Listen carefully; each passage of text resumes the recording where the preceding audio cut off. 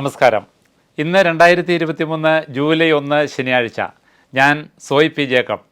News desk, brilliant study centre, പാല.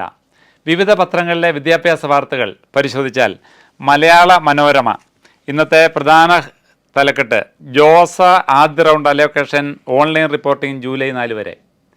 IIT-കൾ, NIT-കൾ, IIIT-കൾ തുടങ്ങി 119 മികച്ച സ്ഥാപനങ്ങളിലെ വിവിധ കോഴ്സുകളിലേക്കുള്ള ഈ വർഷത്തെ പ്രവേശനത്തിനുള്ള ഒന്നാം റൗണ്ട് സീറ്റ് അലോക്കേഷൻ ജോസ പ്രഖ്യാപിച്ചു.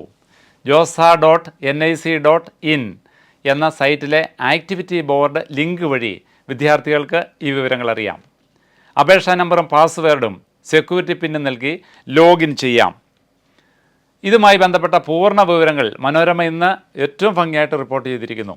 ഓൺലൈൻ റിപ്പോർട്ടിംഗ്, ഫീസ്, ഓപ്ഷനുകൾ, പ്രവേശന മാനദണ്ഡങ്ങൾ തുടങ്ങി വിദ്യാർത്ഥികൾ അറിയേണ്ടതെല്ലാം ഇന്നത്തെ വിദ്യാഭ്യാസ പേജിൽ മനോരമ വ്യക്തമായിട്ട് കൊടുത്തിരിക്കുന്നു.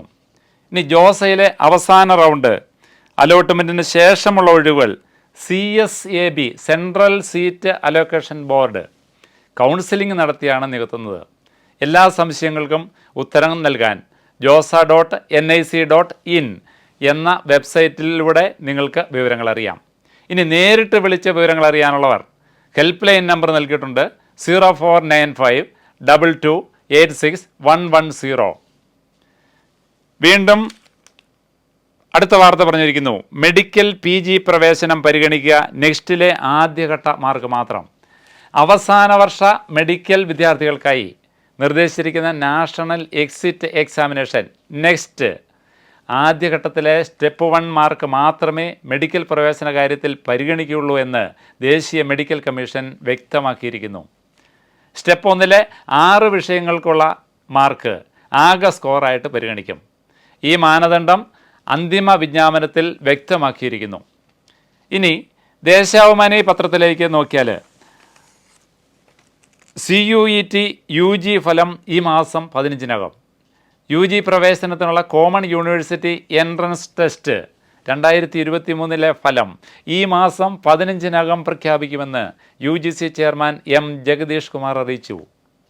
ഇനി മാതൃഭൂമിയിലേക്ക് നോക്കിയാൽ ജോസ 2023 ആദ്യ അലോക്കേഷൻ പ്രഖ്യാപിച്ചിരിക്കുന്നു. ഇന്നത്തെ മാതൃഭൂമിയിലും അലോക്കേഷൻ പ്രോസസ്സും തുടർ നടപടികളെല്ലാം വളരെ വ്യക്തമായിട്ട് വാർത്ത കൊടുത്തിരിക്കുന്നു.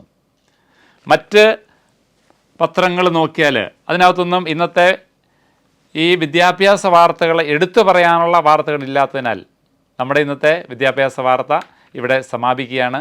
വീണ്ടും കാണാം പുതിയ വാർത്തകളും അപ്ഡേഷനുകളുമായി. നന്ദി, നമസ്കാരം.